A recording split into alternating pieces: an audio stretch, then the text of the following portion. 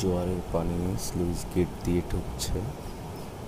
নদীতে যখন জোয়ার, তখন নদী পুরো টইটুম্বুর হয়ে গেছে, আর এই স্লুইস গেট দিয়ে খালে পানি ঢুকছে।